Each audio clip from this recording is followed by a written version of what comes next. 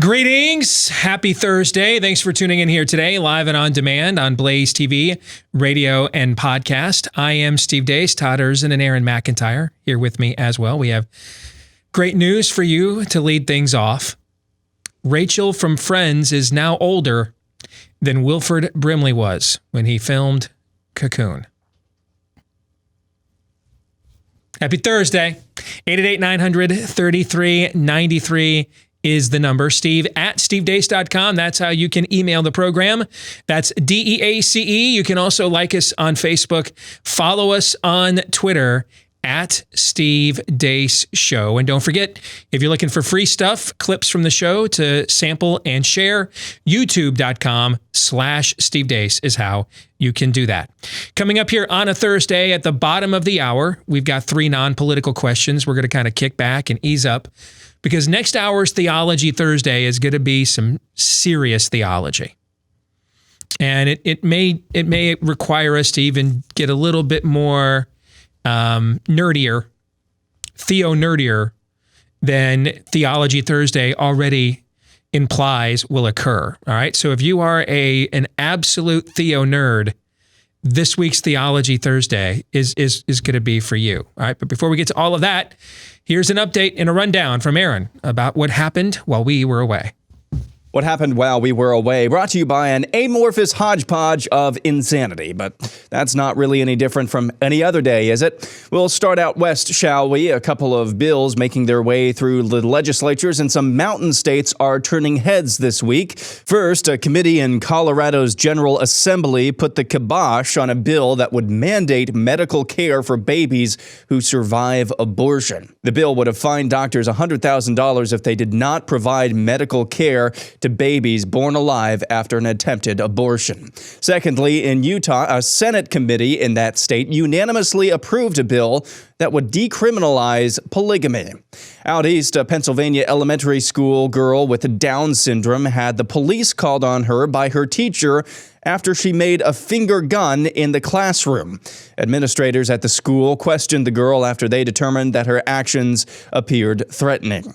A student at the University of Virginia made this announcement to students in the Multicultural Center on campus. Public service announcement. Excuse me. If y'all didn't know, this is the MSC, and frankly, there's just too many white people in here, and this is a space for people of color. So just be really cognizant of the space that you're taking up, because it does make some of us POCs uncomfortable when we see too many white people in here. It's only been open for 4 days, and frankly, there's the whole university for a lot of y'all to be at, and there's very few spaces for us. So keep that in mind. Thank you.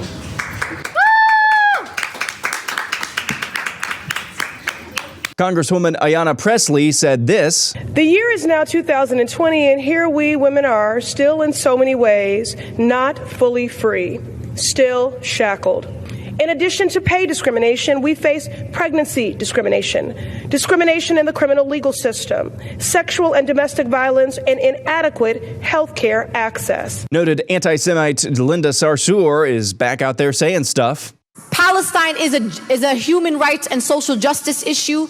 It is an American issue because your taxpayer dollars are used. You got to choose the side of the oppressed. And if you're on the side of the oppressor, or you're defending the oppressor, or you're actually trying to humanize the oppressor, then that's a problem, sisters and brothers. And we got to be able to say that is not the position of the Muslim American community. NBA superstar Dwayne Wade made this announcement regarding his son. So when our child comes home with a question, when a child comes home with an issue, when a child comes home with anything, it's our job as parents to listen to that, to give them the best information that we can, the best feedback that we can. And that doesn't change because sexuality is now involved in it. So once Zaya, a 12-year-old, came home, and first Zion, everybody, I don't know if everyone knows, originally named Zion born as a boy, came home and said, hey, so I want to talk to you guys. I think going forward, I'm ready to live my truth. And I want to be referenced as she and her. I would love for you guys to call me Zaya. Taking a ride in the Wayback Machine, we'll find Amy Klobuchar, border security hawk. These clips are from 2006. I do believe that we need more resources at the border, and that includes a fence. We need to get order at the border. But we also have to stop giving amnesty to companies that are hiring illegal immigrants. And finally, Australian Sky News host Andrew Bolt had this exchange with a climate alarmist. And if we can win, mass democratic support for them, it'll be great. Tens of millions of people have died, and you haven't noticed. Where has your economic model ever worked?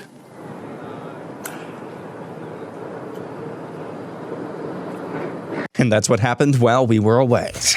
Yes.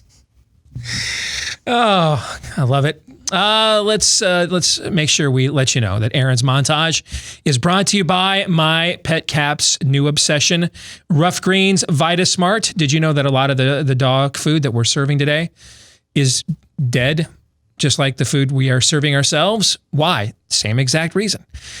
We want a longer shelf life and for mass consumption at the exact same time, which requires a lot of the living organisms inside the food to be stripped out. The enzymes, the healthy microbacteria, the vitamins, the nutrients, the probiotics. A lot of those are gone from our foods. That's why we're buying so many supplements to put back into our bodies, which is being taken out of our food. Same thing is happening to our pets, and that's where Rough Greens VitaSmart comes in. Now, it's not a dog food. This is a supplement for your dog food.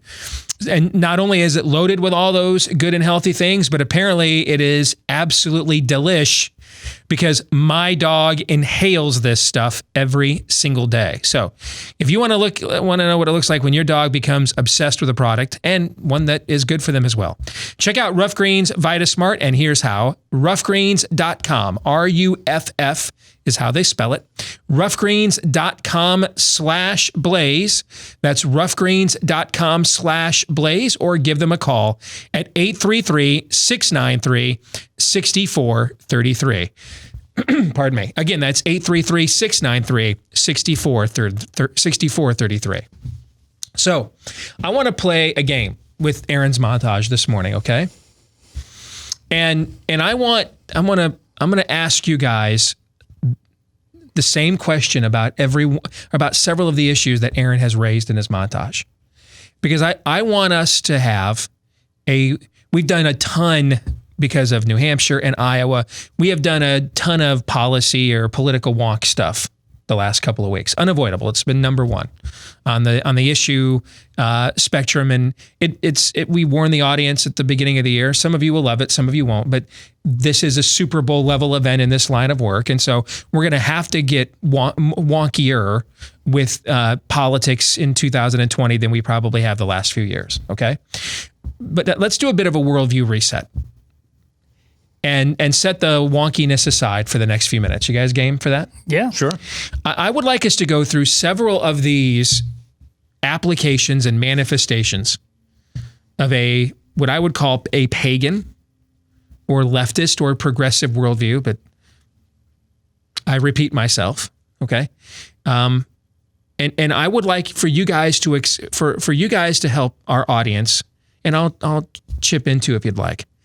But what are they thinking? Not what reality says or how we would respond, but in their conscience, when they say and do these things, where do they think they are consciously coming from? And I think it's important for us to do this because we're also talking about people that are made in the image of God, but these are ideologies and worldviews that we need to oppose. But such as once were some of us, how do we win over hearts and minds?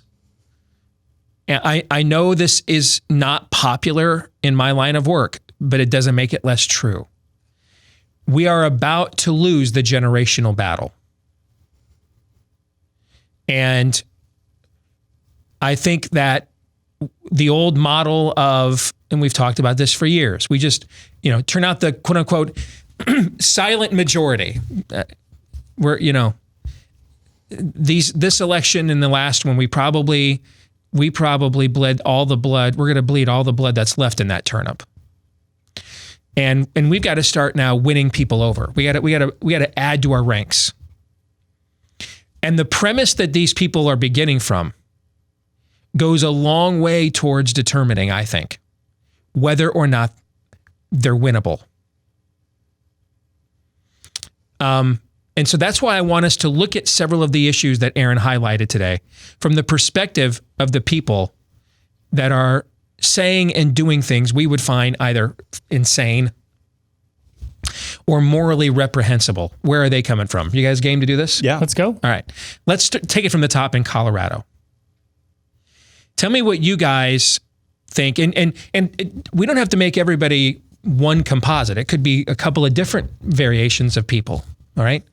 Tell me what the person in the legislature who voted against, because by the way, folks, before you're abhorred by this, which you should be, we just had a guy in the White House for 8 years that when he was in the Illinois state legislature voted exactly like this for a similar bill. He voted against the Infant Born Alive Act in the state of Illinois. Barack Obama did. Same bill that was in Colorado yesterday. Mandate medical care for babies who survive abortion. All right. So what is the reasoning that if we were granted access to their conscience, what do you think it would reveal about the people in Colorado state legislature yesterday who voted to go ahead and kill live-born children? What do you think it would reveal? That they think? Todd, I'll start with you. First of all, I saw a headline. Was it mostly a party line vote? Do you have any idea? I don't know. I saw the a headline that vote. said that's why I didn't. Yes. I didn't break down the party. Plus, it's Colorado, and half the Republicans are nuts there anyway. So I think the party line vote's almost irrelevant. But Go ahead. Is that what you're factoring in? That I feel like I have to do this for my political party? Is that? Well, I wanted to know. Okay. So it's pretty much party line vote. If it's mostly Democrats, it's simply that this is a religion at the most cultish of levels. I mean, we are dealing with human sacrifice here. And if you start to ask questions and take your foot on the gas, the certainty of the death that's involved with this is much more palatable to the people involved than where this all goes if they have to start asking questions of what it means. I think it's that macabre. I think this is autonomy. You believe they're so sold out to this principally that their conscience, in your view, refuses to entertain any limits or extent to which they would ultimately take this premise because it challenges the premise itself. Yeah, and they're sold out. They know it's... When you're talking all the way to full term, we are way outside of, clumps of cells. That's, you could understand. Yeah, like an unviable tissue mass is not going to survive an abortion, for example. You can understand how people will embrace things, rationalize things, go to a place that seems safe enough. We disagree with that, but I get how you can park yourself there. My daughter missed her period. Yeah. She spent the night with her boyfriend at a hotel room on prom night. Yes. She missed her period, yes. and she's a month or two along, and she wants to go to college. That line of reasoning is what you're talking about. But you can't do that here. You know something grisly is going on, and you really just have to. You just have to hug it. I know, but this is. Steve, this is the price of freedom. Where have you heard that before? In other words, when you're in a line of Israelites getting ready to cast your babies into the fire to Chemosh, and you're like 3,408th in line, right? Okay. So the whole valley of Ben Hinnom, you're all in line and you're like at the end of the line. Okay. You don't bother to ask yourself when you're there telling your kid, your baby who's crying that you're about to, or your toddler, or who knows, it might be your oldest, who knows, but you're trying to comfort your kid when you're knowingly about to commit just an insanely vile act.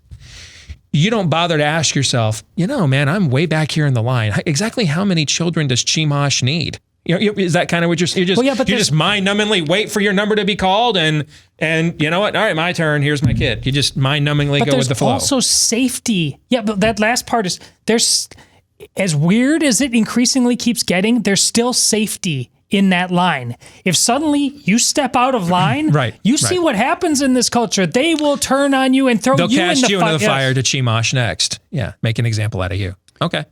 Aaron, what do you think? I think if there's just 1 gram of conscience left in the people behind and who vote in or against this measure, this Born Alive measure, I think if there's a gram of conscience left, it's probably going to be along the lines of, well, I think the greatest sin of the world is bringing children into the world that have disease from their parents, that have no chance in the world to be human, practically delinquents, prisoners, all sorts of things just marked when they're born. That's the greatest sin.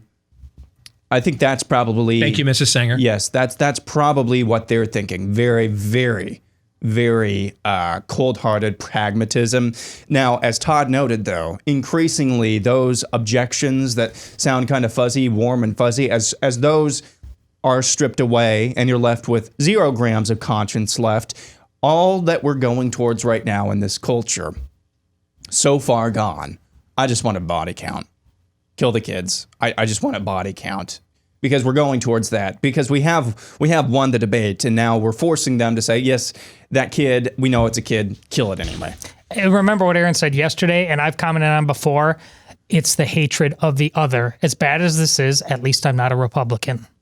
Or whatever. That's in there too. I think it also, if I could turn this around now from our own worldview perspective, if the idea that we can incrementally accept the premise of the abortion industry and incrementally end this, tell me, if they're not going to protect children after they're born alive, what quote reasonable measure, what quote reasonable restriction would they vote for then?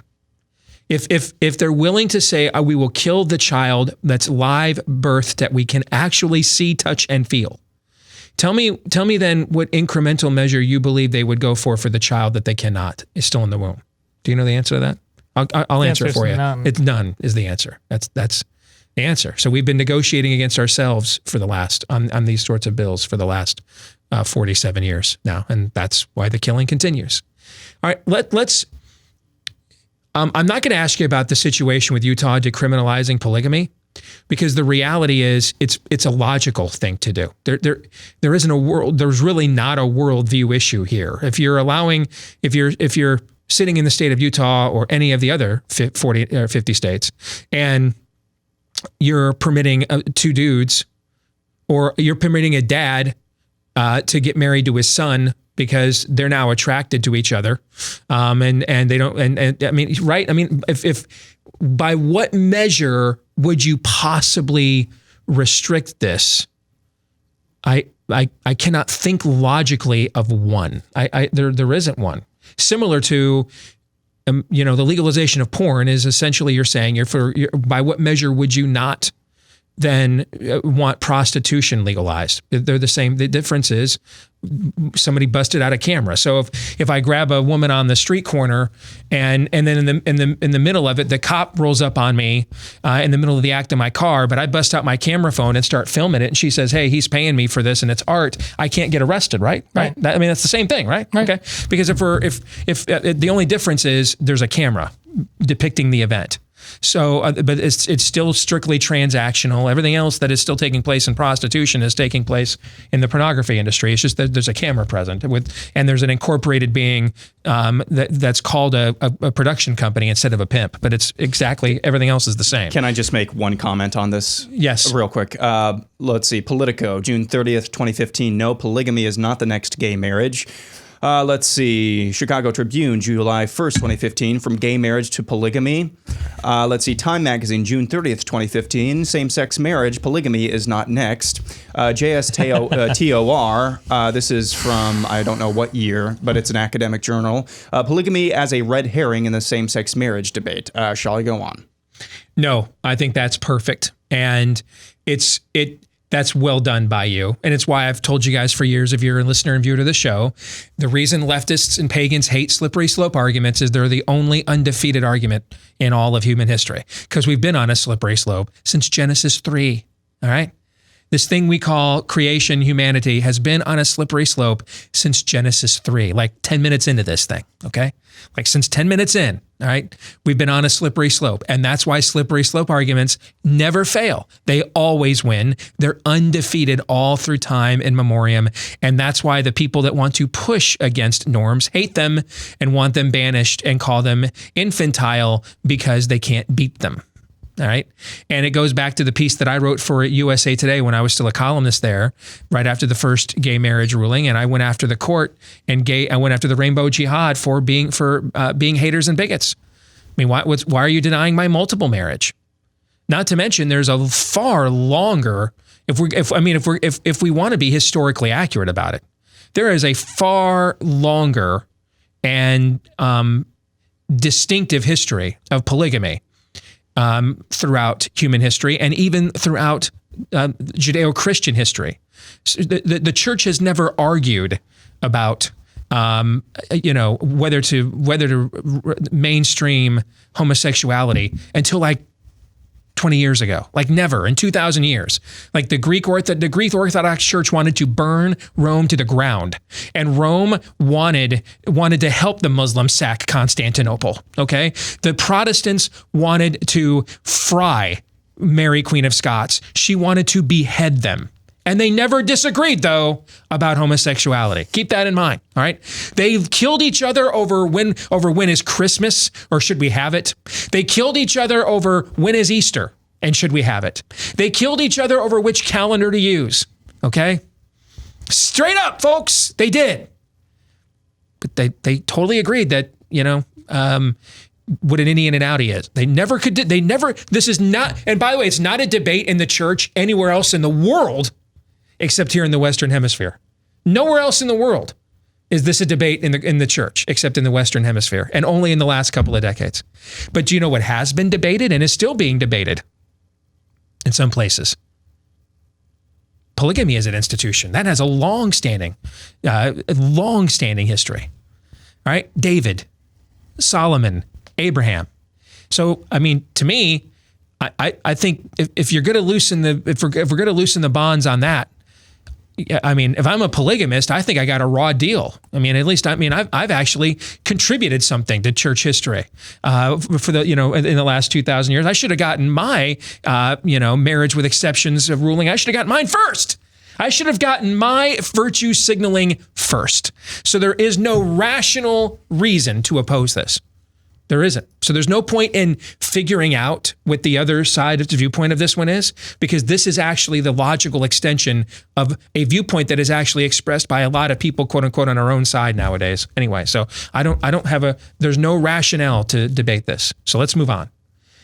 You are working in a Pennsylvania elementary school, and a young woman with Down syndrome makes a finger gun at you, and you call the 5-0 in. What are you thinking, Aaron? What happened in your conscience that made you think this requires somebody to call 911? I have nothing for this one. I unless you are so far gone in your conscience that you are looking for anything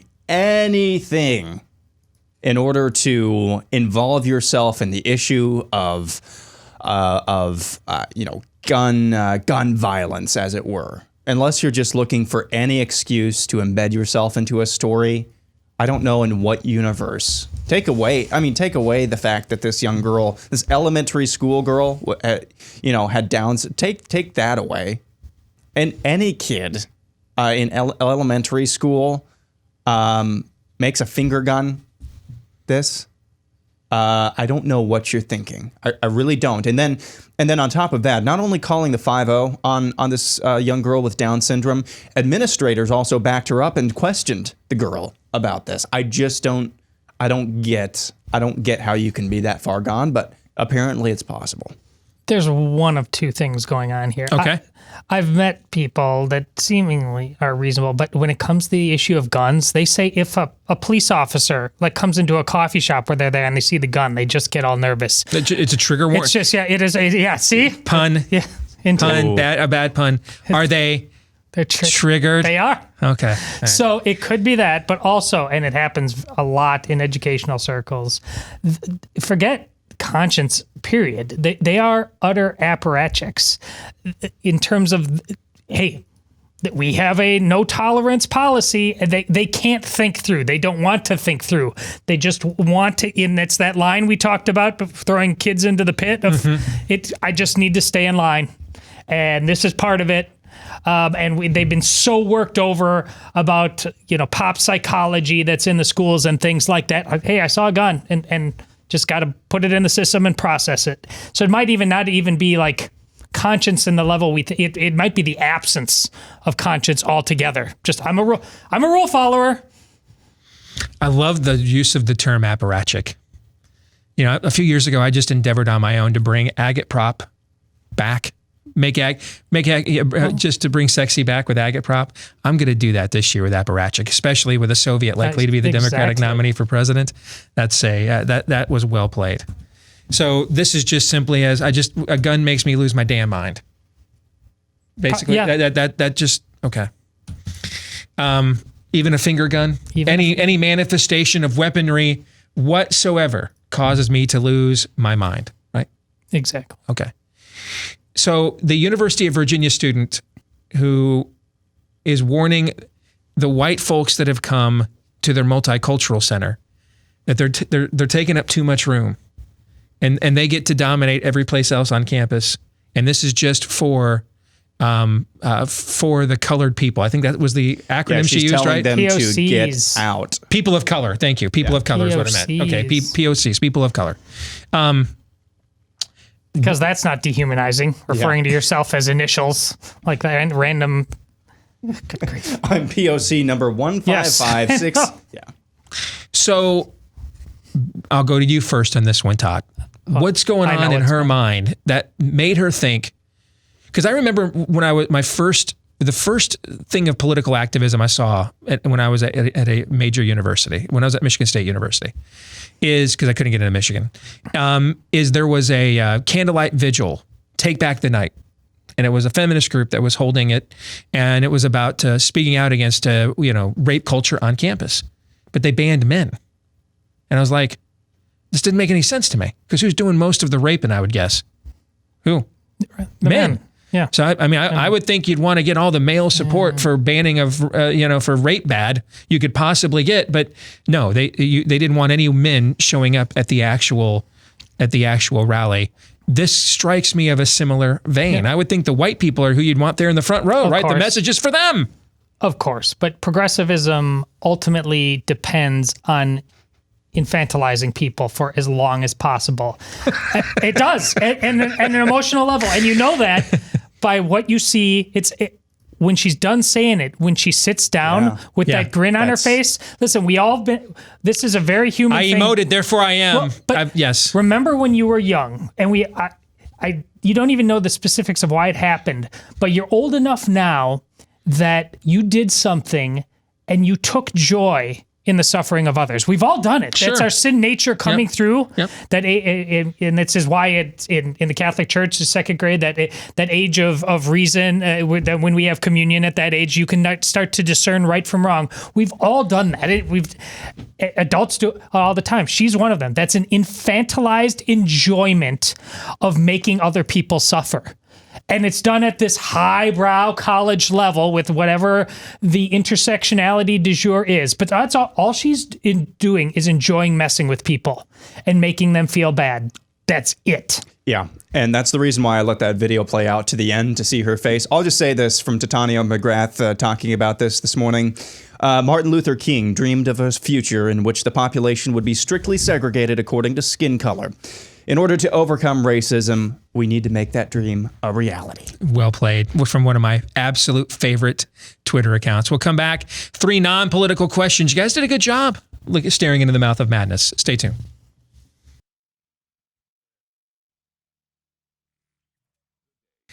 Okay.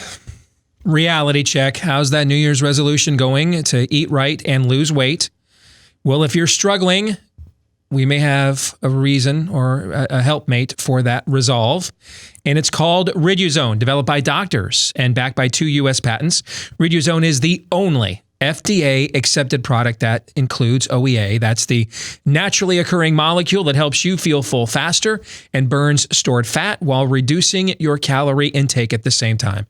And Riduzone makes it easier to resist those cravings that ruin your resolution, because dieting alone is just too hard. Exercise is important, but you can't out-train a bad diet, okay? It's those portion sizes and cravings. That's what you got to get under control. Riduzone can help. And right now, if you go to riduzone.com, that's RIDUZONE, RIDUZONE for riduzone.com. If you go there, you'll save up to 65% off. Up to 65% off and get free shipping. That's a heck of a deal. Take advantage of it. If you use promo code Steve, though, that's the only way. Got to use promo code Steve at riduzone.com, RIDUZONE, riduzone.com, promo code Steve. It is time for 3 non-political questions. We all have questions. Who am I? Why am I here? Where am I going? Who am I? A search and a question of identity. Why am I here? A question of meaning and purpose. Where am I going? Question of destiny. Some better than others. What sort of morality or proto-morality would you expect to find in a chimpanzee troop? Injecting some levity into the demise of Western civilization. It's 3 questions on the Steve Deace Show. Yes. After staring into the mouth of madness that was that hodgepodge of insanity in the first segment of the show, it's time to start taking some steps back towards reality. It's 3 non-political questions. Question number 1, if you could be given another talent or ability, what would that be? Or what would you want it to be? And based on that, have you ever tried to perfect that ability, like in earnest? If I could be given another talent and ability, what would that be? World-class golfer. And I've never actually real golfed, other than mini golf in my life. And what? I've never done it. I've just never done it. I don't count going to a driving range as golfing, but I've never golfed on a course. I've covered it when I was a sports writer at the Des Moines Register. I covered it. The game's 5 years old. I still play Rory McIlroy's golf. I actually just busted it out last night when everybody went to bed. But I've never gotten into it, and here's why. My competitive nature. I won't be able to just leisurely or casually do it. And I've got it's reserved on my calendar when we become empty nesters. Because this is the kind of thing that when I decide I want to play, I will obsess about it. I can't just kind of do it a couple times a year, and I will want to have to get some modicum of respectability doing it. And it's a sport that I've covered and followed over the years, and I know it's one that requires a lot of repetition in order to get that sort of precision. And so that's why I've never done it. But that's the talent and skill I would choose, because those guys make an obscene amount of money. It takes, and I love the calendar. Either that or professional tennis player. I love tennis. I played it a lot growing up in high school and in college for fun. But I would choose one of those 2 sports because you can make huge money, and you get essentially the autumn off. I mean, it would not interfere with football season whatsoever, right? The U.S. Open finishes Labor Day weekend in tennis. Now that they've changed the calendar, which I thought was a smart thing to do in golf, when they moved the PGA Championship to May rather than in August when nobody paid attention to it. And so now you've got the Masters in April, the PGA Championship in May, the U.S. Open in June, and I'm still going to call it the British Open in July. I mean, now with golf, man, you're done. Who cares about the FedEx Cup? You're done when training camps are opening. I mean, you still have the entire football season to enjoy as a fan if you want. So it would be for me professional golfer or tennis player. I heard nothing you said after you said, I've never golfed. You never golfed 9 holes. I've never done it. No, I never have. Not when you were like in college, just never ripping did. off 9. Not all. Now, you got to keep in mind, though, I mean, and I played a lot of, baseball growing up, and then, tennis, and then, I played basketball year round. So there also wasn't a lot of time for me to do that with those things going on. That's remarkable.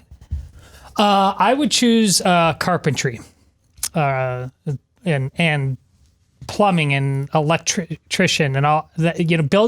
Being able to build the stuff you need to do to build your own house. My father-in-law actually put himself through chiropractic school doing that. So like I've gotten over all the house projects that need to be done in my house. We just look to him and he does it. But I'm probably, to Aaron's second point of his question, I'm too lazy now to teach myself. Maybe as an empty nester, maybe I'll do it. I'm even doubtful of that, but I'm very envious of it. I wish I could do it. Well, good thing is, as a professional golfer, tennis player, I've got plenty of money to hire people like you to do all that kind of stuff for me. So,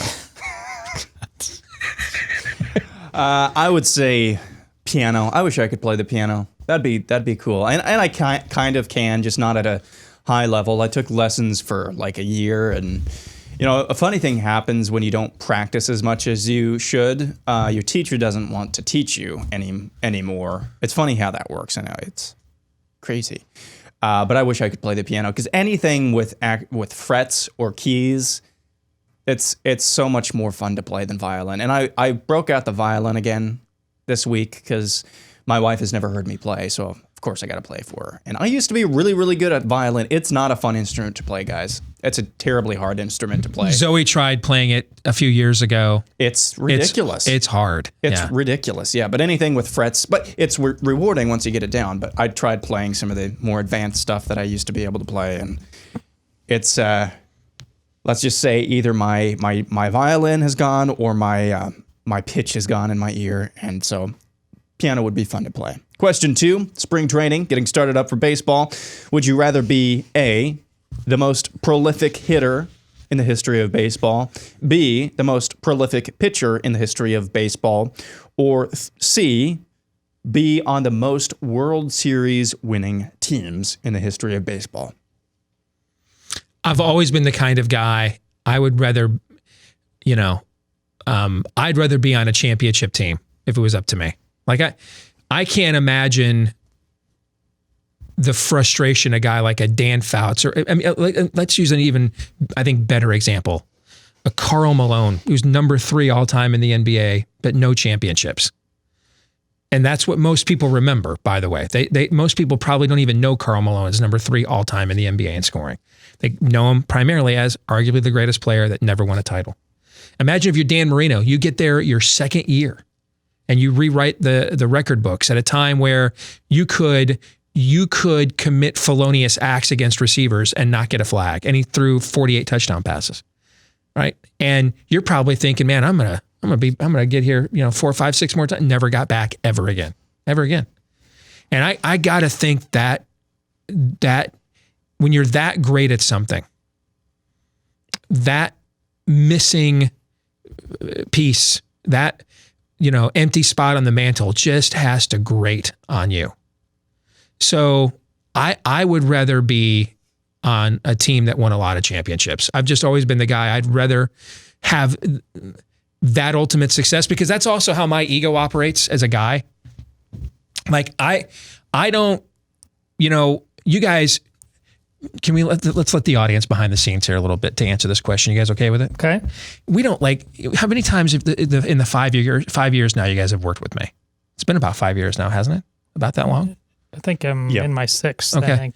How many times have we sat around and compared how many views and clicks does this video have compared to blank? Or how many times do we have that conversation compared to how many times are we discussing whether or not what I predict or analyzed is correct? What do you think the ratio to that is? Because I think it's probably like 10,000 to 1, probably. Yeah. Yeah. That's the way my ego operates. I want to win the argument. My ego operates not off of popularity. Not that I'll refuse it. Like if I could be on a championship team like Michael Jordan and have all the records too, I wouldn't say no. Okay, but I would rather be Although it seems maybe it's not a great analogy now because he's just lost his damn mind as a head coach. But frankly, I'd rather be Steve Kerr than Carmelo Anthony. I scored enough points and I got several rings. I'd rather be that guy than the guy that never won a playoff series and will be a top 10 all-time NBA scorer. And that's just the way my ego operates. So, hey, I won't turn down the clicks and the views. And if you guys want to vote me popular in conservative media surveys, I certainly won't say no, but I don't really follow that stuff and care about it. I'm far more interested in winning the actual argument than I am brand promotion. That's just the way I operate. And so I'd rather be on the winning team than, Dave Winfield. That's what I would rather be. Well, it's good that we're putting names and faces. To me, this is the difference between would you rather be Ted Williams or Scott Brocious? I'll be Ted Williams. And baseball is you got to think of it. The pastoral. It's why it's not as popular anymore, but it's the reasons why I love it. Continue to love it. Will always love it. That 162 games. It's not supposed to be warlike like football is. It's this rhythm. It's this pacing. That's the beauty of it. And when the greatest of all hitters, there's a lyricism to it. There's a musicality to it. The way that what they can do. So it's not because I don't want to win, and it's not a matter of selfishness, but to be that good at a craft at a level that even the other major leaguers around you, they don't understand. That's a special thing. I would rather either be the pitcher or the hitter, but I like hitting better because I'm a millennial and I like offense. I would rather be the most prolific hitter of all time rather than be on the most World Series winning teams, because even though that's amazing and it's an amazing accomplishment, those things start to run together. It's like, well, how many World Series? It's the same thing over and over again. Whereas if I hit the most home runs, if I have the most hits in the history of baseball, that's something that where were you when Aaron McIntyre hit, home run number, 600, 300,000, whatever. You get what I'm saying. So it is the novelty and the timelessness of being the greatest at one thing. And I think that probably stands out more than 10 World Series appearances or something along that nature. Question number 3. Well, we're not talking appearances. We're talking championships, right? That was the question. You didn't ask me about appearances, okay? Whatever. My point still remains. Okay. I'm sorry. I misspoke. Okay. No, that's important to my point. Because if we're just talking about making it there, well, then I'd rather be Ted Williams too, okay? But if you're going to give me, if I get a chance to have 5 championship rings, I would take the rings. I mean, would I rather be Dan Marino or John Taylor? I'd rather be John Taylor. I'd rather win a bunch of Super Bowls. You're talking the 49ers wide receiver? Yeah, the second receiver for the 49ers, yeah. Okay. He was still a pretty good player, made a couple of Pro Bowls. I'd rather be John Taylor. I mean, I can't imagine having it, to be that great and have that elude you. Now, the Williams argument is a difficult one for me because that's not greatness. That's transcendence. All right? He's a transcendent figure. Dan Marino is not a transcendent figure. Ted Williams is. That's we get into transcendence now. That's a little bit. What I mean by that is that's other obviously great players bow the knee. That's a little bit. Now my ego, the male ego, may kick in a little bit more if you're going to play the Ted Williams card on me. Okay, but if we're talking greatness, then no, I would rather be great at winning championships. See, I never specified though. I don't know if this makes a difference. I never specified whether or not you were the pitcher or the second baseman. If you get my drift. Sure. There, yeah, I get you. On a World Series championship team. So, interesting question. Question number 3. What one theological dilemma or question has most confounded you? And it doesn't have to still confound you, something that maybe confounded you in the past. You want to take this one first? No. All right, then I will go first. It's eschatology. And it's why I don't like talking about it, because I like certainties. All right. It's funny, before I became converted, I loved to Gnostic the hell out of stuff. I liked reading about the Bermuda Triangle and the Kennedy assassination, stuff that didn't have an answer. I was obsessed with it. The Kennedy assassination, all that kind of stuff. I mean, I was obsessed with all that, the Loch Ness monster, UFOs. I was in all the occult stuff. I was obsessed with the idea that there weren't great answers to these things. Okay, and post conversion I now crave certainty. And one of my real struggles with eschatology, it just happened in our Bible study class last Tuesday, because we did Thessalonians, and that's one of the focuses of those 2 letters. And there were several things that I could have, because conversation is part of this class, there were several things that I could have taken issue with from the teacher's perspective. But the problem I had was, if he would have asked me to give him, then what is your alternative viewpoint? I don't know. Okay. I don't know what my alternative viewpoint is. I've got questions about my alternative viewpoint to the viewpoint of yours that I already question. Okay. So for me, it's eschatology. It confounds me. It bothers me. There's not any one. I will say that there's never, I'm a cradle Catholic, and certainly didn't live like a Catholic or a Christian my entire life. But there was a point when faith was becoming the capstone of my existence. And a lot of it had to do, I lived in Salt Lake City, Utah, and it was being around Mormons, and I was taking theology seriously, and I knew I disagreed with that, but I also respected it immensely. In terms of, you go out there and you're living in Mormon Utah, it's something. You feel like you're in something that's unique, that's lived. And so that transformed my thinking. And so because that had that effect on me, taking everything in from both Protestant and Catholic sources, my Catholicism was very much in the dock at one point, because so many of the people that were important in my faith, both the reading but real life, were Protestants. And so to wrestle seriously with that was sobering. And like Aaron's point about not wrestling with it anymore, I don't, and we've talked about that on the show. It's very much like what Steve says. If I thought Catholicism was the truth, I'd be Catholic. Well, if I thought being evangelical was the truth, that's exactly what I would be.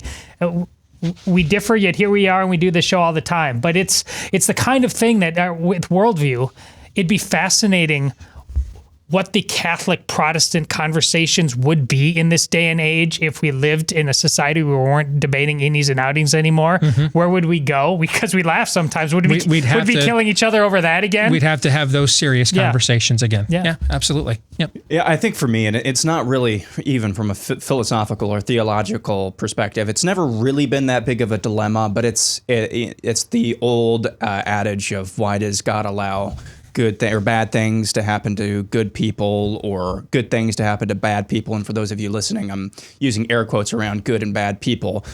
It's not so much the problem with that, because philosophically, like I said, it's easy to solve. Theologically, of course, that's it has rational explanations. But when you're trying to comfort somebody who's been affected by something that doesn't make sense and that they don't deserve, again, air quotes, it's really difficult to do that, because what those situations require is total surrender, and that runs contrary to human nature as well. So that's always the thing, I think, that trips up the most amount of people, because when you're faced with that situation, it's easy to talk about this academically, but when you're faced with those situations, that's when it becomes hard. All right. This is a good segue to Theology Thursday, which is next year, with Hour 2 live and on demand on Blaze TV and podcast and radio. Stay tuned.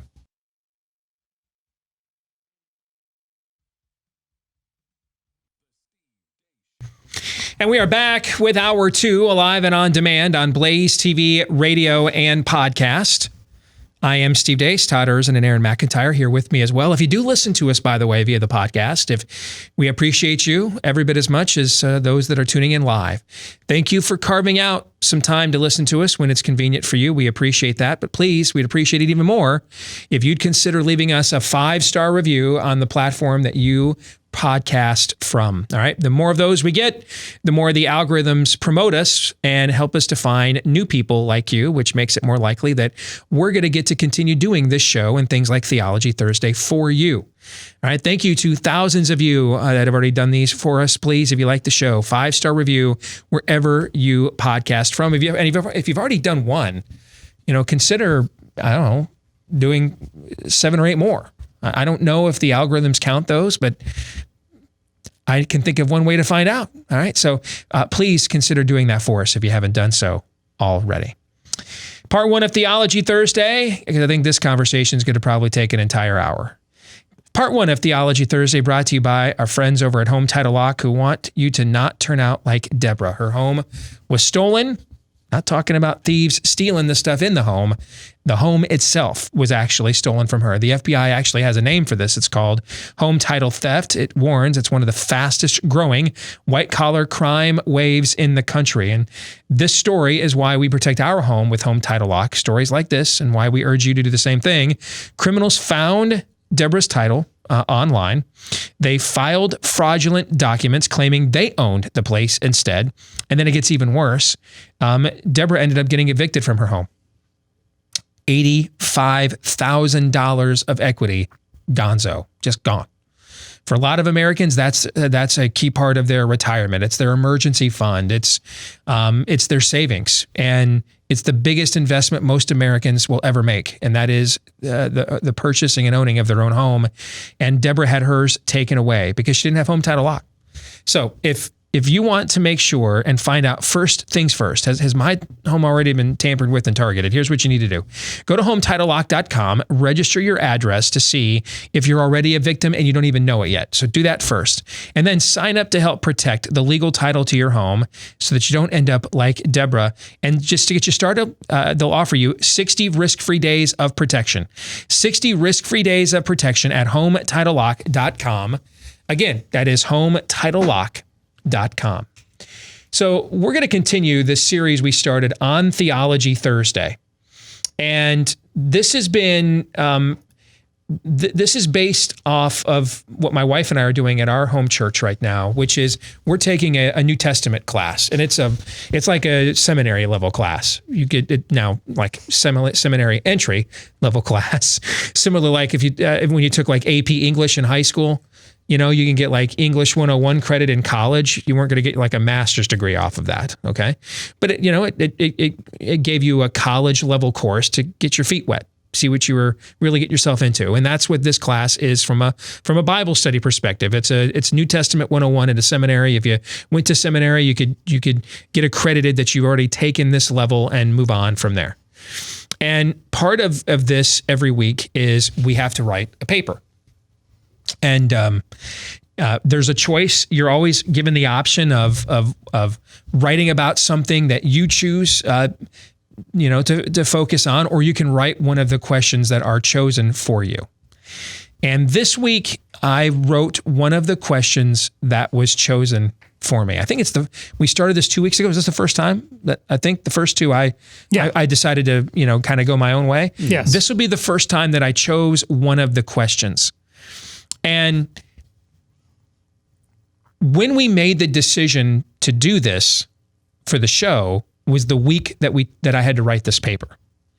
And so what I'm finding now is I'm kind of choosing topics each week that I think would be good to address on the show as well, rather than just what I'm particularly interested in that, came up in our own study during that time. And so the reason why I chose a question this week is because I think it both is exceedingly theological, but it is very practical, this question at the exact same time. And this is from the Gospel of John. And the question I chose is this one. Identify the 7 I am statements of Jesus. What spiritual truth did you discover from each of these statements? And how can that truth begin to influence your own faith, your own walk? And this takes us back to, I think, something that is often lost in the West. We need to remember that for the first several years, really until post Paul's conversion, and then he spent a period of time, depending on, how you read the time period, anywhere from 6 months to 3 years, basically honing himself from a ministry perspective before he went full time now as the apostle of the Gentiles.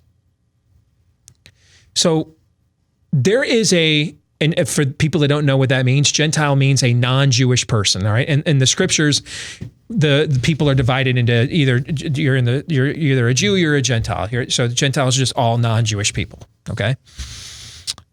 The first several years of this thing called Christianity, and it wasn't called Christianity by its followers. It was actually called the Way, is what they called it.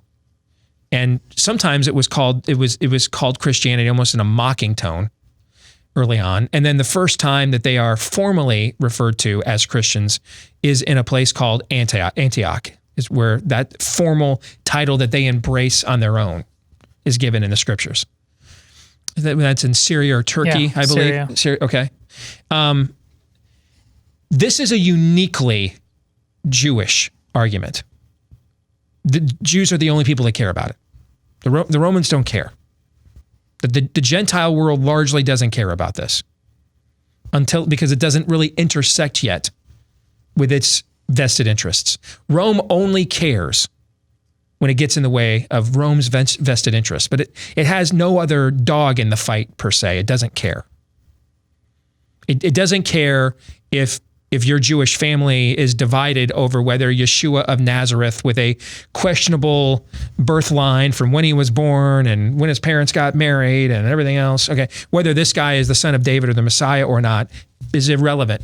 Outside of the Jewish world, and really at the Jewish world, because they'd already been dispersed in history. So really outside of the Jewish world here in Judea, like Jews in Alexandria are not debating Yeshua and is Yeshua of Nazareth the Messiah yet.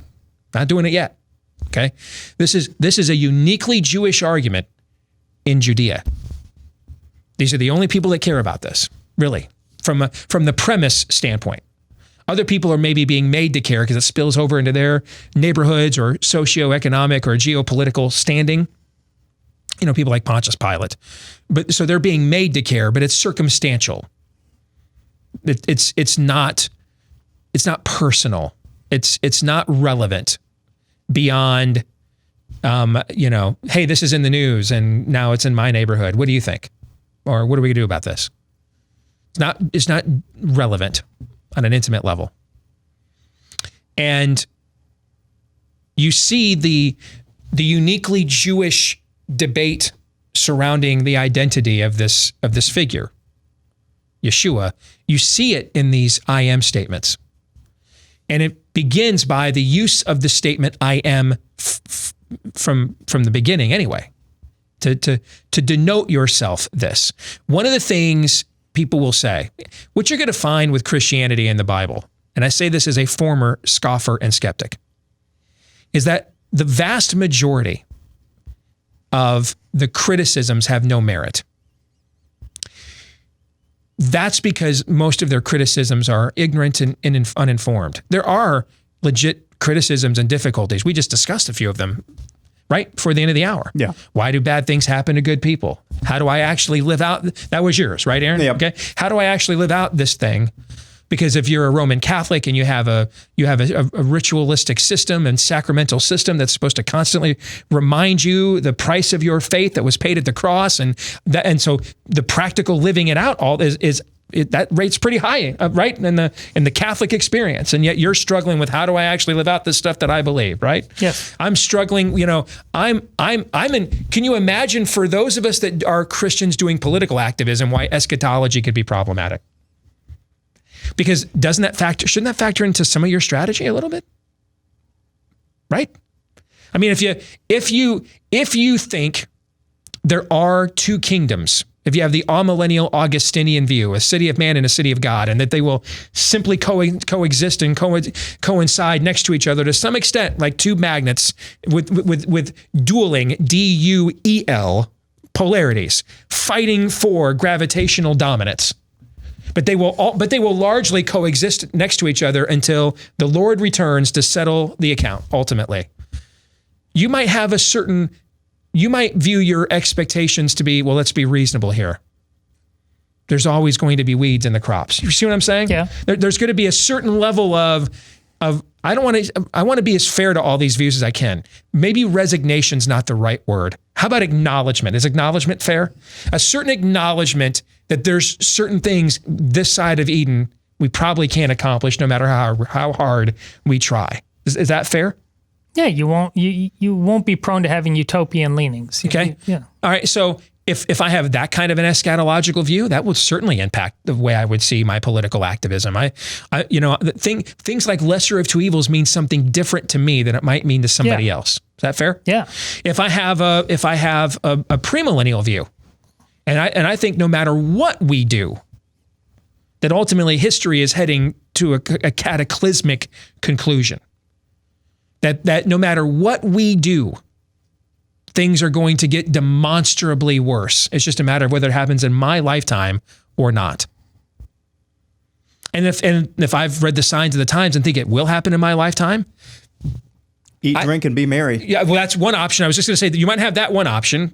I might pull back then and think that what's the point in wasting my time in a pursuit that goes nowhere?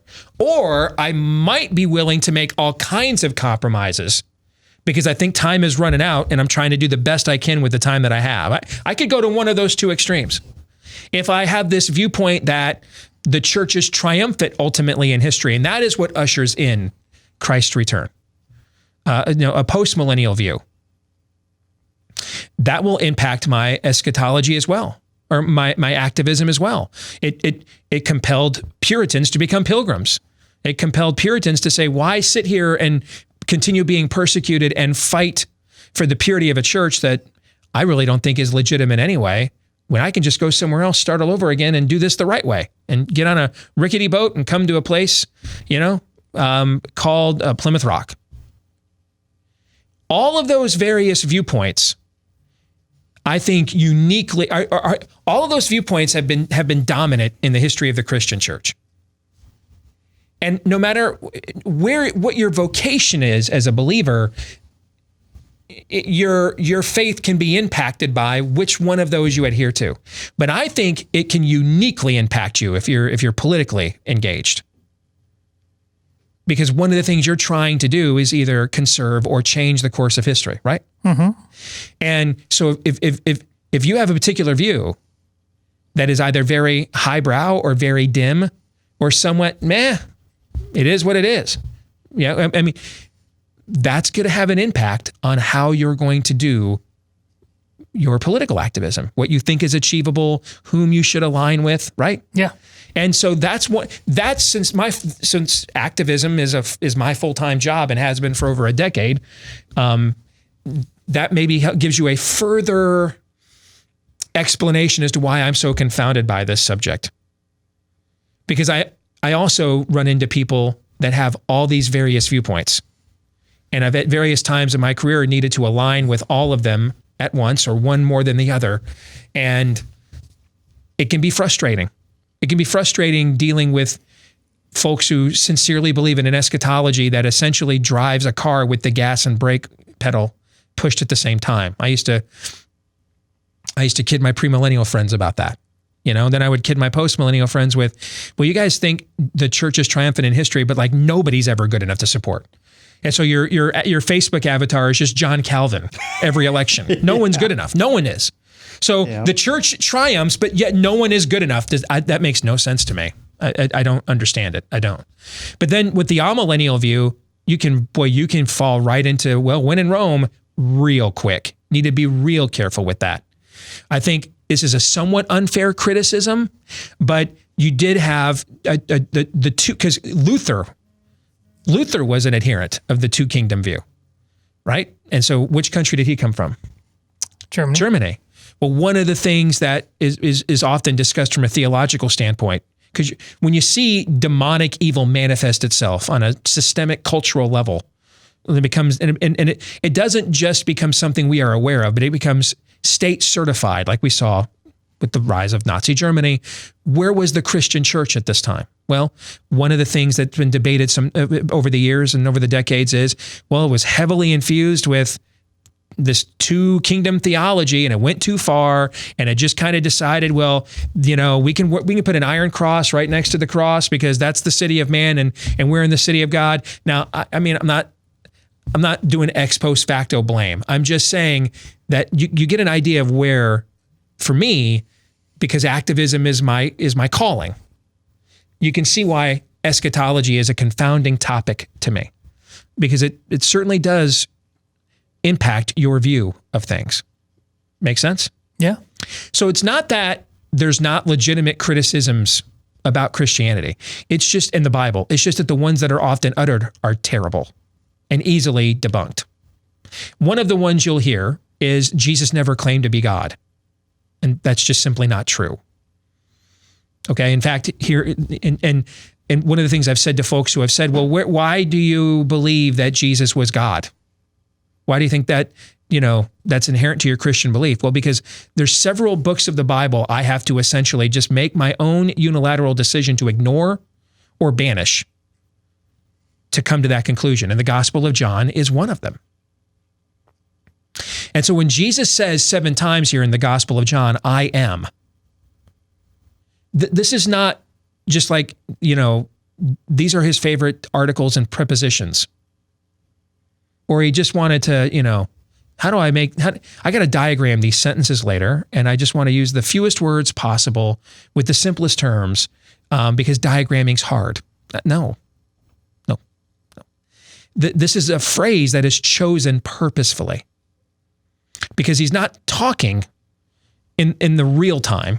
I mean, as God, he is talking for all time, okay? But as the person, what theologians call the hypostatic union, fully man and fully God. That's what that means. Fancy stained glass window term for fully man and fully God. But as the person Yeshua, he is speaking at this point specifically to a Jewish audience. And so he's using the phrase I am, not randomly, but repetitively for a purpose, because they would understand what it is that he's claiming. He's making it abundantly clear. Because when Moses is called to the burning bush, when God first reveals himself to Moses, and God says, hey, you're going to be the deliverer of my people. And you are to go back and tell them the deliverance they have waited 400 years for is nigh. And Moses says, hey, who am I? I mean, why would they believe me? First of all, you know, I grew up in Pharaoh's house, so there's already an aura of suspicion, and I've fallen out of favor in Pharaoh's house. I'm kind of, you know, in no man's land. I've hung out with too many Egyptians for the Jews to like me, and I'm too Jewish for the Egyptians to trust me now. What do I do? Okay, and God says, so Moses is like, I'm not sure I'm going to walk in there with the highest amount of credibility at the moment. Okay. Plus, I've been out here hanging with, you know, my pagan my father-in-law Jethro and you know and his family for quite a while, and I've become a shepherd, and those people are kind of considered, you know, the white trash here of the Fertile Crescent. So, what credibility do I can't just like walk in a room and it's going to be like I'm Norm on Cheers, Norm. Right? I'm just going to walk back in, you know, and everybody's, hey, Moses. Welcome back. Where you been? That's not going to be like that. So, you know, I'm going to kind of need like a letterhead or a recommendation. I need a referral here. So when I walk back over, when I take the jaunt and I walk back in the room, you know, whom do I say sent me? Where's my authority come from? And God's response is, tell them I am sent you. That's why Jesus uses this term. So you can not believe Jesus is God. You're welcome to that belief. But you can't believe that he didn't claim it. That just would be false. And that's an example of how a lot of the common arguments against Christianity in the scriptures are just dumb and terrible. Take it from me, I believed many of these until I opened the book and began studying it for myself. And then I realized, well, I'm not going to be given access to that argument. That one's not going to work. That one's not going to work.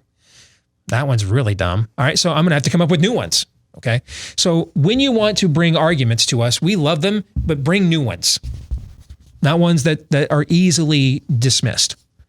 You're going to have to take the entire Gospel of John and just decide to shred it, to not accept that Jesus claimed to be God. And here we're going to talk about 7 times that he did this, and what the applicational meaning. Is applicational a word? It is now. It is now. Can you see, does anybody own applicational.com? Go on GoDaddy. I kind of like that. Applicational. That's a great name.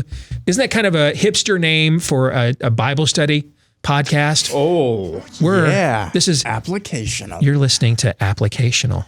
You're going to have to work on your beard and skinny with my jeans. latte. What's that? You're going to have to work on your beard and skinny jeans for this to work. And after this latte, part 2 of the Applicational podcast, we'll be serving bourbon, right? Yeah. Okay. Yeah. But there's an application to each of these divine references. What does it mean? What's the character of God look like? He's going to define it in these 7 references. First of all, he's going to say, I'm God. That's what he's saying. I'm God. I am God. I am God. Before Abraham was, I am. I am. Eternal. Ever present. Omniscient. Omnipresent. I am. I'm God. So he's going to declare himself God, but then he's going to use these 7 examples to say, here's what the character of God is. He's going to reveal that. Okay? So here's the first one. And we're going to take these in order. I think I have them in order. First one, I am the bread of life. Now, what does this mean? Okay. First of all, bread was a common and necessary component of a first century diet. A lot of these people are poor. It was cheap to make. It's the type of carb that could both fill you up so that you could sustain your energy level. Like marathon runners, swimmers, they don't keto. They don't do that. You go look at the diet Michael Phelps was eating when at the height of his Olympic career, an obscene amount of calories. And because carbs are necessary for an extended period of time, they're what give the body energy. All right? So what Christ is saying here is that just as bread sustains and nourishes you physically and is readily available, every social class had bread, could make bread. It was available to all of them. Some of it was better than others. Some of it was fresher than others and tastier and spiced better than others. But every socioeconomic class had access to bread. Every one of them did. No one was denied that. In fact, if you were a prisoner, when they would feed you, what was the most common food you would be fed, even as a prisoner in chains? You know what it was? Bread. Bread, the most common food. All right? So here Jesus is saying, I am readily available to sustain and nourish you spiritually as the most common food of your culture, bread, does physically. That I am the source of nourishment. I am the source of provision. I am your sustenance, is what he is saying. That's the first way, character trait of God that Jesus chooses to affix to himself. Have any thoughts on that, gentlemen? Well, and even from a Catholic understanding, once you start going in further into bread, even if you don't go all the way into transubstantiation, what does that nourishment look like? The breaking of the bread, the wine, this is my blood. Right. So it's about it's not hippie Jesus. Right. It's about suffering, and that is the gateway through many of the illusions of life. That is the gateway to the truth.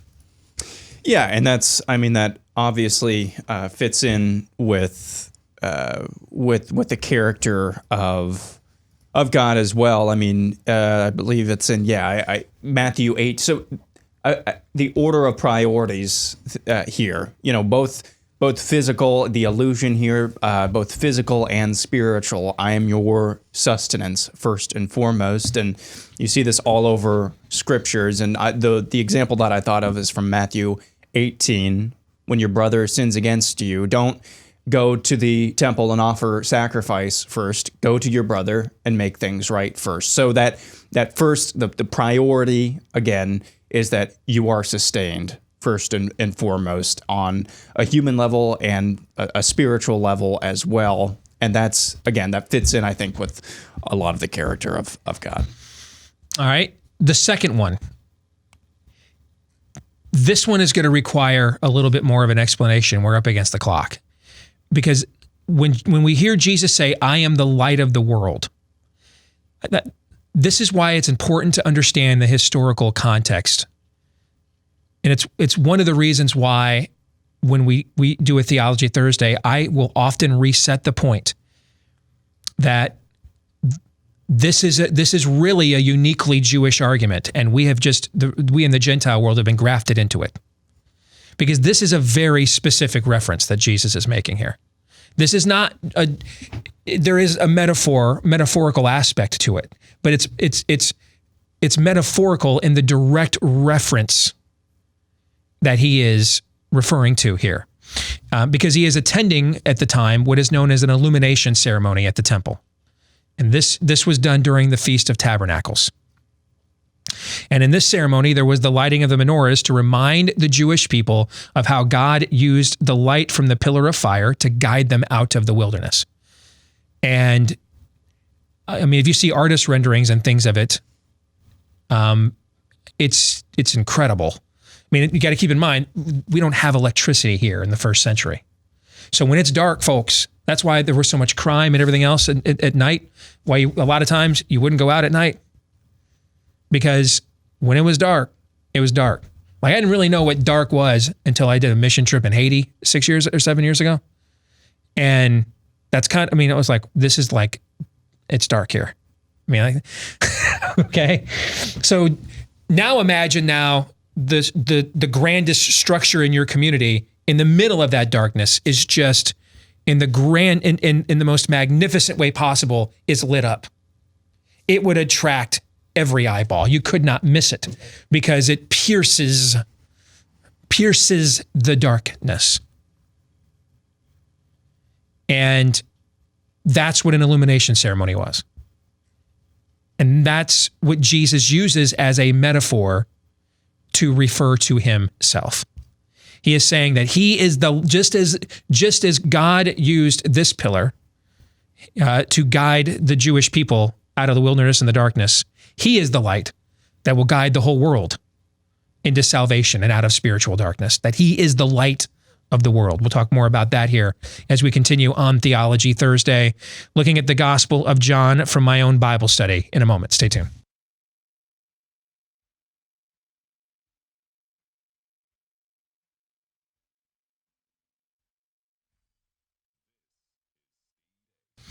According to Yahoo, the global superfood market is going to grow by 200 billion with a B over the next few years. Experts agree that eating superfoods is the easiest way to get nutrient-dense foods, and the best part is it's all natural most of the time. The trick is finding a product with the best quality ingredients, no extracts, and that USDA seal. And that's why at our home we trust Field of Greens from Brickhouse Nutrition. It's the only way I can get Noah to eat his vegetables by drinking them every single day. One scoop of Field of Greens has a full serving of real USDA certified organic fruits and vegetables that can assist with immunity, reducing your risk of heart disease. It's prebiotic and probiotic, so great for your digestion, a great source of vitamins, minerals, fiber, other nutrients, etc. Just 1 scoop in a glass of water, stir it, and you are done if you want to give it a shot. Noah drinks this, and he only eats like 5 foods. 6 if you count the chicken in the Taco Bell quesadilla as 2. So, yeah, did you ever get to any of that? No, your kids are like runners and stuff. I'm at that stage. He just turned 13, and I'm at ugly teenage boy stage. Cheese puffs, chicken quesadillas from Taco Bell, breakfast cereal. Did you ever get there, Aaron? Oh, my buddies and I used to eat. Well, it was kind of like drinking. Eat straight almond bark. Amazing. Yeah. He's eating like 6 foods right now. And pretty much the only one that's not, ever bad for him is the Field of Greens that I can get him to drink every day. He likes this, all right? So go to BrickHouseSteve.com, save 15% off of your first order with the offer code STEVE.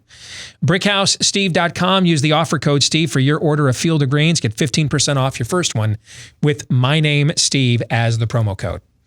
Let us continue on with Theology Thursday, and we're looking at what I wrote for my Bible study class at church this week on the Gospel of John. So we're looking at the 7 I am statements that Jesus makes, and he's using the phrase I am because he's letting you know that he is God. He is Emmanuel, God with us, that he's the one, all right?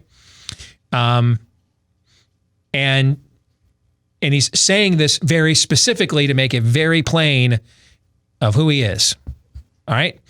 And we've talked about what I am the bread of life means. We left off at what I am the light of the world means, that he says this while attending an illumination ceremony at the temple. That was during the Feast of Tabernacles. And this was a ceremony that was included the lighting of the menorahs to help remind the Jewish people of how God used the light from a pillar of fire to guide them out of the wilderness, out of the darkness and into the promised land. And Jesus is saying that he is the light that now will guide the world. Or those called to salvation, depending on your theology. That's a whole different topic, okay? But that he will guide the world out of spiritual darkness and into the light. That's what he means when he says, I am God. And the next character trait of God is that I free the captives. I bring sight to the blind. My sheep hear my voice, and they follow me out of the darkness and into the light. You guys have any thoughts on that before we move on to the next one? Something very fundamental again there. When you consider through him, all things were made.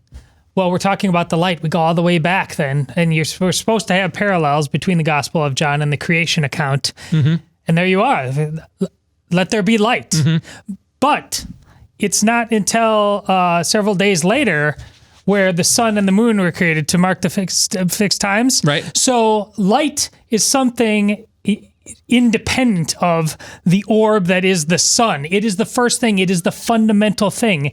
And you can't help but ask that it is making a statement about Christ instantly when he said, let there be light. Yes. Yep. And that's what you just did in a way is summarize the Christology that Paul uses in Colossians that we did a Bible study with last year. That was the first time we did it. Well done. Number 3, I am the door of the sheep. Now, Jesus is saying here that he protects his sheep from spiritual predators, false teaching, temptation, right? Lord, teach us how to pray. Okay. And he when the disciples ask him that, and he teaches them the Lord's Prayer. And one of the lines in the Lord's Prayer is what? Lead us not into temptation. Okay. False teaching, temptation, discouragement, etc. Okay.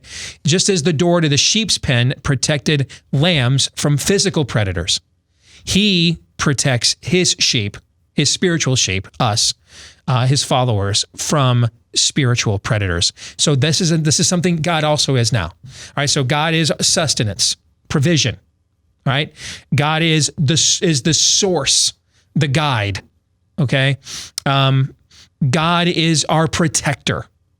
Now, that's what he is saying here. I am the door of the sheep. That's what he's saying. And by the way, what also do you have to do?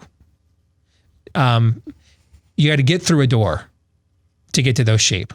You got to get through him. When Jesus encounters Paul in Antioch, or no, when he encounters Paul on the road to Damascus, I'm sorry. He says, Paul, or Saul, he was Saul still then. He says, why are you forsaking whom? Me. Because when you forsake believer, or when you persecute believers, you're really persecuting Jesus, because he is the door of the sheep. He's the shepherd here. Thoughts on that, Aaron? We got to be really, really careful about drawing lines that aren't there. But it's funny that he brings this up as well, and you guys can shut me down if you think I'm wrong. But who else was a protector of sheep that might have been related to Jesus? That would have been David, right? Yeah. So I don't want to draw lines that are there, but remember who Jesus's audience primarily was, and that's the reason. And same thing that Todd just talked about a little bit ago with the previous example. He uses analogies and things that audience would understand very, very, at a very, very gut level. And so I think this might be another example of that. Although I don't want to be too quick to draw lines that. And Moses spent some time in that particular vocation as well. Yeah. Next, Jesus says, "I am the resurrection and the life." Okay. So again, this is another characteristic of God. All right. God is everlasting. So what he is saying is if you are my followers, so will you also be. Death is not the final word for those who are in Christ. The last enemy, as Paul will later declare in one of his epistles, the last enemy is death. It has been defeated. Death, where is your sting? That death is defeated. When sin was ushered into the world, what was the ultimate result of sin? Death. Okay? The wages of sin is what? Death. So instead, what Christ offers, what God offers, is everlasting life. That death is not the final word for those who follow him. It's not to be feared. Any thoughts on that, Todd? Well, it goes to what you said about the darkness before. We're talking about an era of most of human history where darkness and death came far more readily in life. You did not live until you were 80 years old. The ways and means you could die were often far more grisly. And this is the reason why the death of Kobe Bryant suddenly made people's lives suddenly pause. We so push off the notion of death in our comfort. And even at the age of 47 years old, Steve and I, we don't it's something over there in many respects. Mm-hmm. It's for most of human history, it was not that way. To make that claim that death had no hold on you, oh my goodness, that is the breath of life. You have any thoughts on that, Aaron? You want to move on to the next one? We can keep chugging along. Okay. Number 5, I am the good shepherd. Now, Jesus compares the way he looks after his church here to the paternal manner a shepherd tends to his flock. The shepherd will defend them from predators. We've already talked about that. Okay. He will seek out the sheep that have wandered off. So when one is lost, the shepherd, as Jesus points out in another gospel, leaves 99 behind to find the one lost sheep. So he will seek out the ones that have wandered off. He will wait for the sheep that are lingering behind. And he will provide for their basic necessities, food, water, shelter. In science, this actually is a science. It's known as animal husbandry, is the name of this particular science, which is another reason, perhaps, you see the New Testament often compare the relationship between Christ and his church to a husband and his bride. Okay? So this is what it means for him to be the good shepherd. He seeks after his sheep that are lost. He waits for those who are lingering behind. We see the father of the prodigal son goes and waits at the gate to the estate, waits every day for the son to return. All right. He provides those basic necessities we've already talked about, and he defends them from predators. This is a fairly holistic view of the character traits of God that Jesus is referring to here, Aaron. Yes, and it is important still, though. I mean, this is something that we look at and we say, "Wow, he leaves the 99 behind to go get the one." but we're still the sheep. The sheep aren't thinking when the Savior comes to get them, when the shepherd comes to think, well, who am I that you're mindful of me and you leave 99 behind to come? No, we're still sheep, and yet he still loves us, even though we don't even come close. Even if we do comprehend what's going on, we don't even come close to showing him the love that he is owed and due and deserving of. Even though he comes and he leaves everybody else behind, and comes and probably crawls over rocks and to get us out of the mire that we have gotten ourselves into.